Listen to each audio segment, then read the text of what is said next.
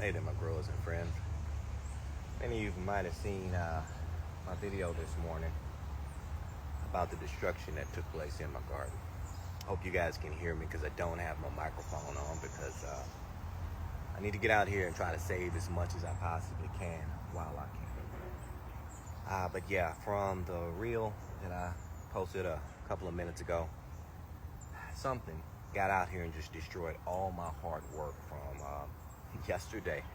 I just got out here and I planted all of my cilantro, all of my broccoli in this bed, and this bed and at least 6 or 7 others have been just completely wiped out, from my red leaf amaranth, strawberries.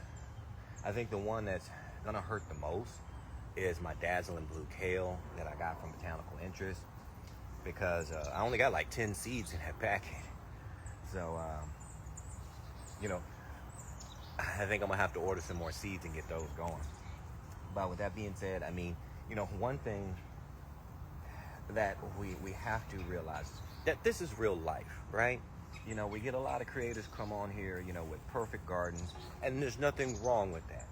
But I always try to show you guys real life experiences, real challenges in the garden, because this is what you're going to be faced with. These are the things you don't see on the Instagram videos. These are the things that you don't see on the TikToks and so forth. So, yeah, this is real life.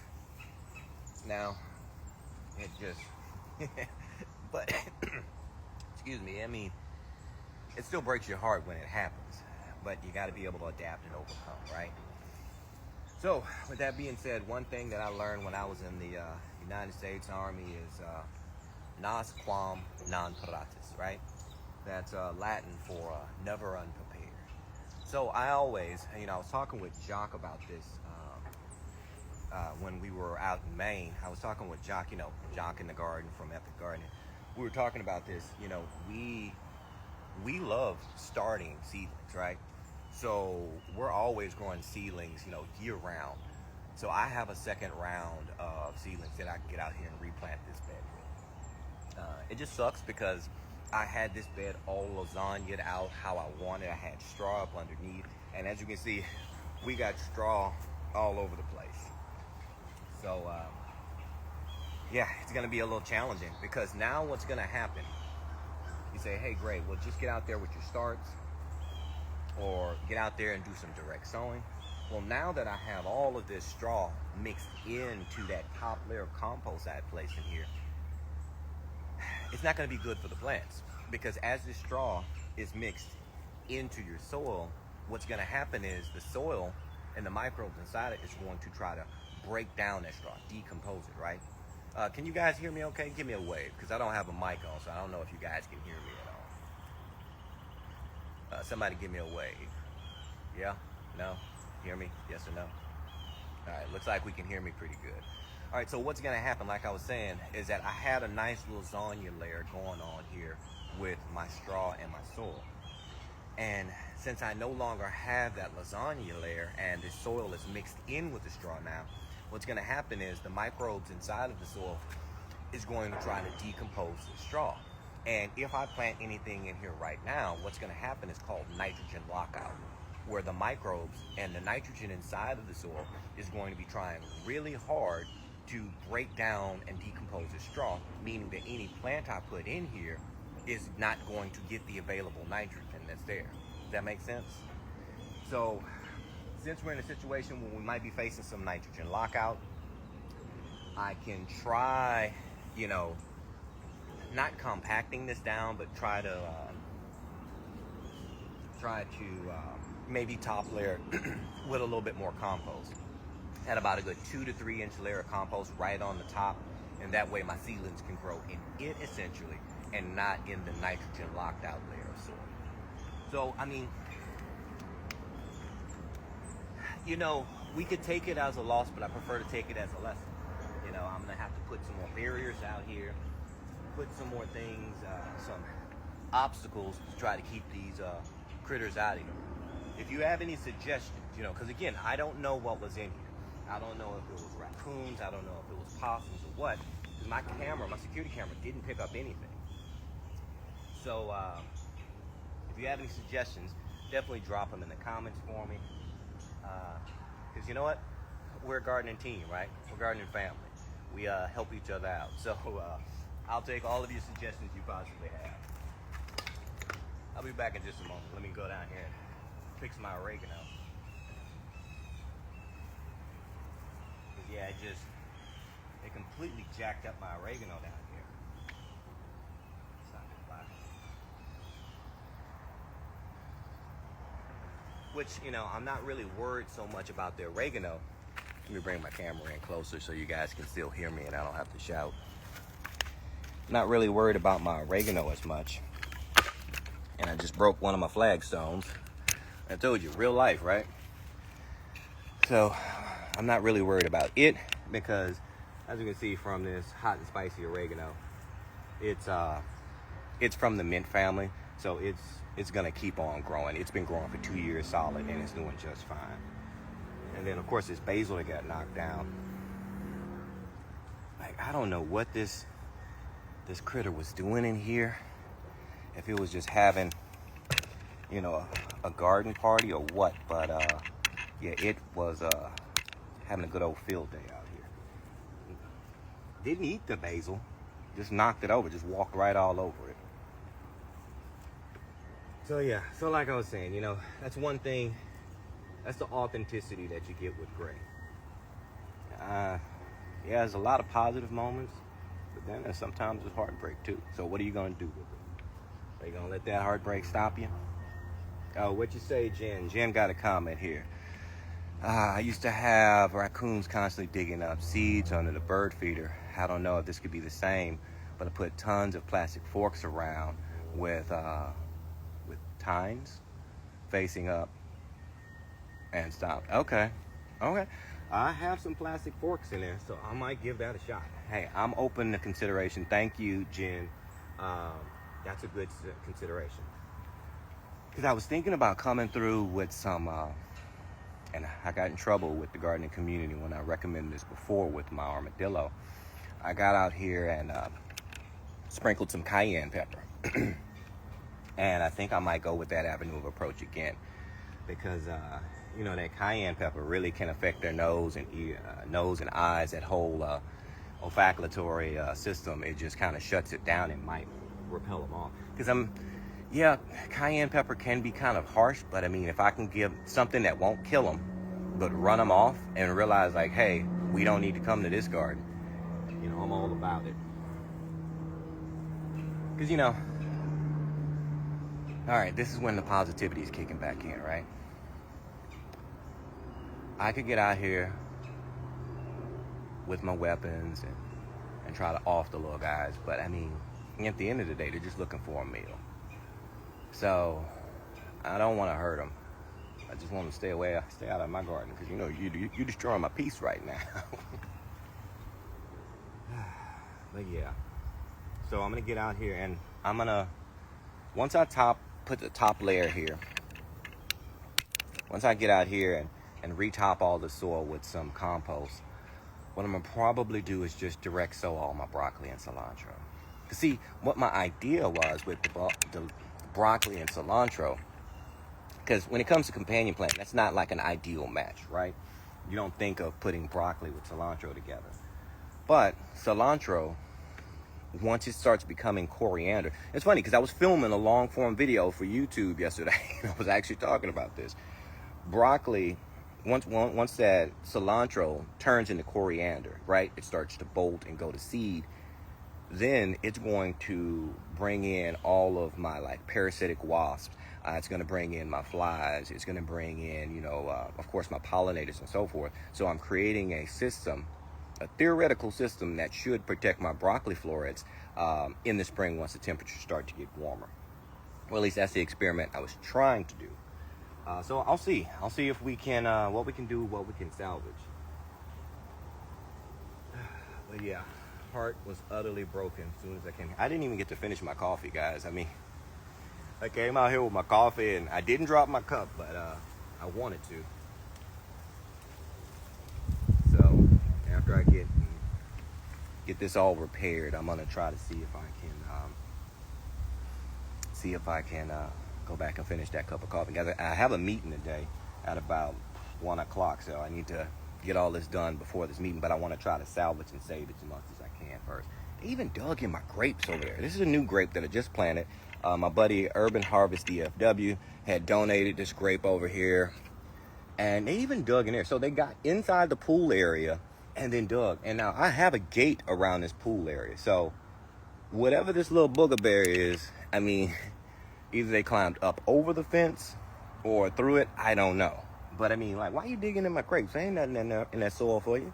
You could assume and think that they're looking for grubs, but I mean, why last night? You know what I mean?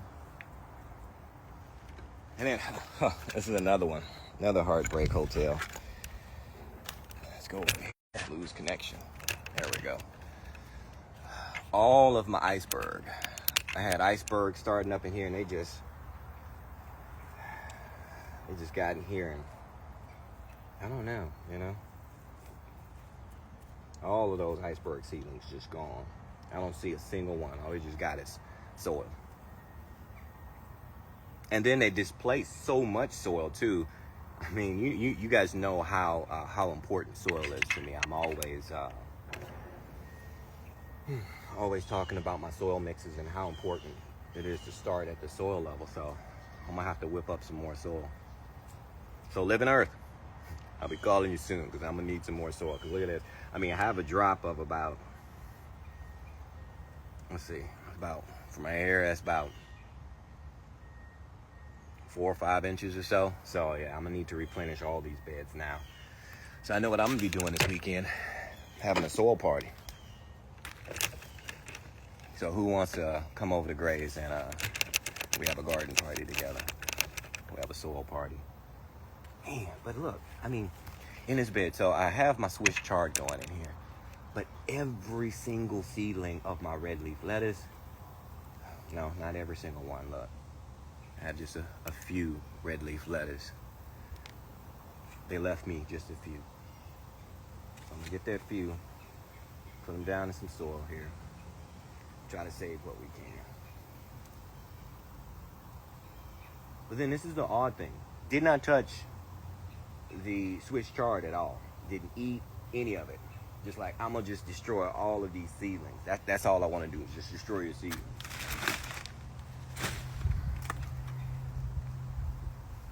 You know, it's funny. It makes me think of that Dave Chappelle skit from what he was talking about Rick James and Charlie Murphy's couch. That's what it feels like. Whatever this critter was, that's what it feels like it did to my garden bed. Like, screw your couch. Yeah. We gotta laugh though, right? Gotta laugh. Look at that. What root was this? It was a good root, whatever it is, but they just KO'd it. So I'm gonna get out here, save what I can. That's all I can do. Look at that. Root's completely gone there.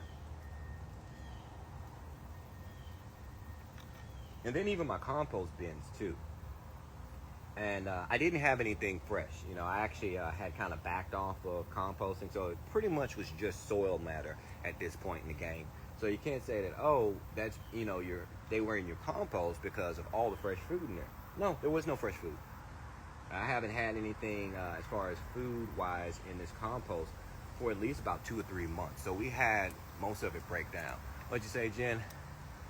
Yeah, yeah, and Dave Chappelle, yeah. You know, I can't say the real word on the live here, but like, yeah, forget your couch. That's what they did. So it's all good though. Like I said, we got to be able to laugh at it, right?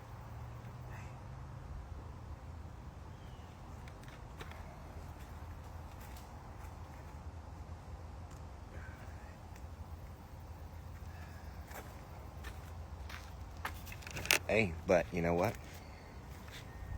Didn't touch my garlic area. So that's good, you know. Again, silver lining. Didn't touch my garlic area. Dazzling blue kale is gone. Strawberries too. We've got a lot of strawberry upheaval here. And again, I just got out here yesterday. So I had some really good strawberry starts in here that I started a couple of weeks ago. But let's see. We still have roots. So I'm gonna pull these starts up out of here. And I had a really big plant yesterday. Now look, see, we still got good roots. As long as we got good roots, this can all still be saved.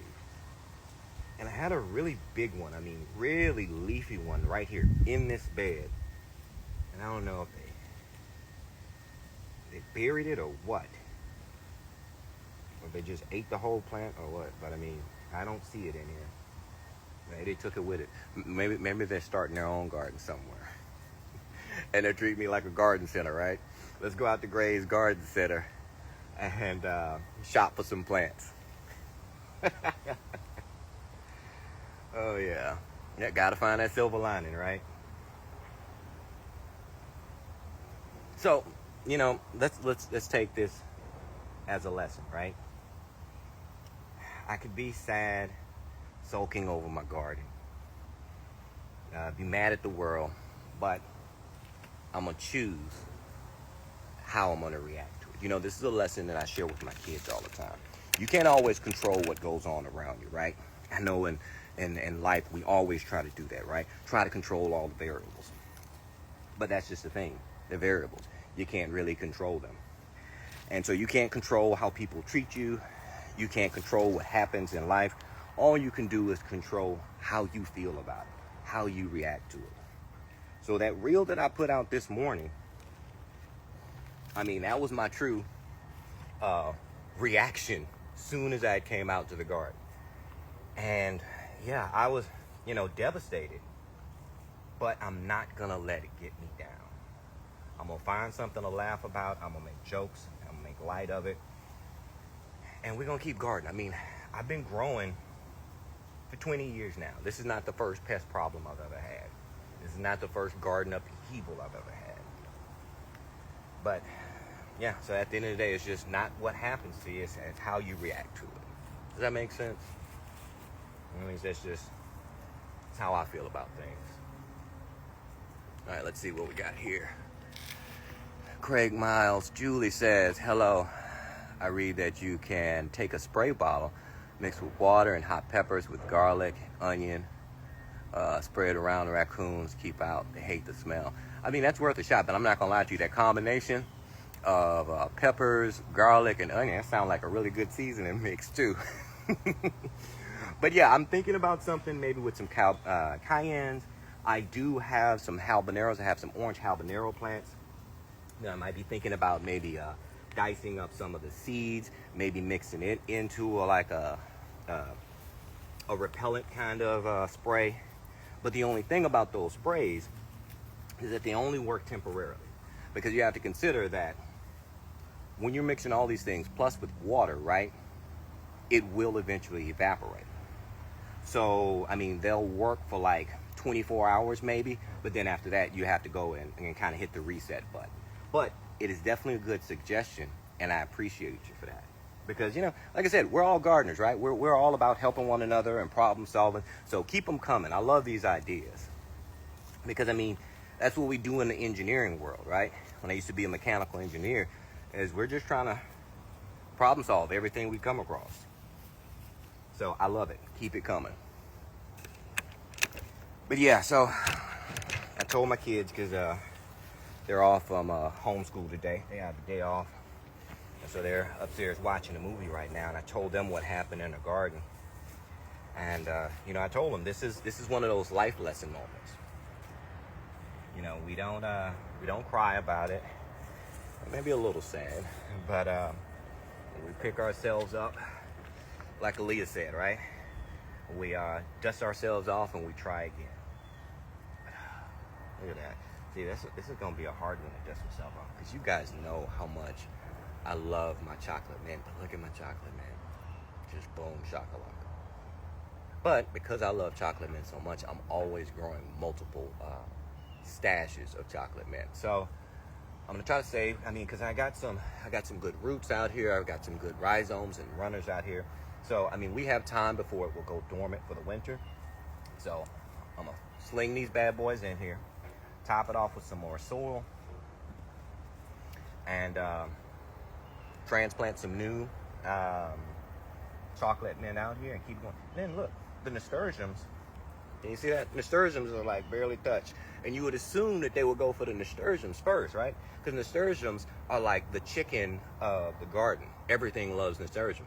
Didn't touch the nasturtium, but they went straight for the chocolate mint and the strawberries. So it's interesting how things kind of came together. Another thing I think I'm going to do is I think I'm going to reposition my security camera so I can get a better, tighter angle coming this way. Because swing you guys around so you're getting to see behind the looking glass. Oh no, the sun. You're not going to be able to see it. But I have a security camera right up there, but that's kind of shining down on my 10 by 10 area. But I think I'm going to lift that angle up so that we can actually get visibility back this way, because that's the thing that annoys me the most, the unknown, not knowing what came out here and how to adapt for those variables, those anomalies, right? So that's the most challenging part, is the whole unknown factor. So I'm going to reposition my cameras too to kind of see what's coming back out here, because the reason why I'm assuming raccoons is because we look at my birdie's raised bed here. We're talking about an overall height of about a foot, maybe 15 inches or so. So something had to climb up into that bed to get to it. So I know it's not armadillos, because armadillos, when they're traveling through your garden, they're keeping their nose close to the ground. That's why it's so easy to catch armadillos. You can put a cage right in their path and they'll walk right into it, because they don't lift their heads up. They're just nose down to the ground searching for grubs. So I don't think it's armadillos in this situation. And now somebody had mentioned possibly opossums, right? It would make sense if it was an opossum if it was like one or two beds. But the fact that we have just blatant destruction all throughout here, I think it was like several raccoons. I mean, because we hit the grapes, we hit my broccoli bed, we hit my Swiss chard bed, we hit my strawberries, my kale, my Korean melons, one of my roselles. They had some time to have some fun out here. So that's what I'm thinking. I'm going with raccoons. That's my logical thought. Let's see. And Jen says maybe there's something to be said about doing something with garlic, considering that's one thing they didn't touch. Yeah, so that's why the recommendation we had earlier about the garlic water, it makes sense, but I would want something, instead of mixing it with water. Now, this is just me trying to think, using some logic, right? If I'm going with garlic, or even like the peppers or so forth, using water, we know that the water will evaporate, right? See, this is when the scientific mind starts to come in. I would want something that's going to be a little bit more of a surfactant, so meaning something that's going to stick and hang around for a little bit. So I'm actually thinking about taking maybe a garlic along with, like I said, some cayenne or something like that, and mixing with like a Dawn dish soap, right? Because we know the viscosity in the Dawn dish soap is going to act as a little bit of a sticking surface, a surfactant, so that I can put it around the berries. That, I think I would have a little bit more longevity than just the water. But again, this is all theoretical. I'm not sure. I've never tried it before, but I'm willing to give it a shot. Then if it works, we're going to put a patent on that baby, a utility patent, and sell it to the world, right? So you heard it here first. My idea for making a non-toxic pest control measure. Oh, yeah. And then, it's funny, I'm looking at this bed here. This is that dazzling blue kale. I was talking about this in that epic gardening video when I was dressed as Prince. If you haven't seen that video, you have to check it out. It's hilarious. Gardner Scott is dressed like Bob Ross. Jacques and Kevin, their costumes are awesome too, but all of that dazzling blue kale is gone. So I know I'm going to have to get some seeds going on there. But yeah. But let's swing around and kind of take a look. All right, so we were talking about onions, right? This bed, this grow bag here, that's what was growing. I had onions growing in here, and they're all gone. So going back to the idea, solar alarm? You mean this? I have one of those, my friend. I have the solar alarms, and I was just joking with a buddy this morning, right? I was like, yeah, the thing that frustrates me the most is I have the sonic solar alarm thing out here. This was a partnership I got like maybe 3 years ago, and it was on, it was triggered, and we joked about it. I was like, yeah, the raccoons were probably like, once the lights and the sound started going off, they was like, oh, we like it over here. Graves' place, it's like a rave, and they're like, because it didn't stop them. So yeah. You got one of the other strawberries too. I didn't even see that. But yeah, so they got the onions, but here's another silver lining, okay?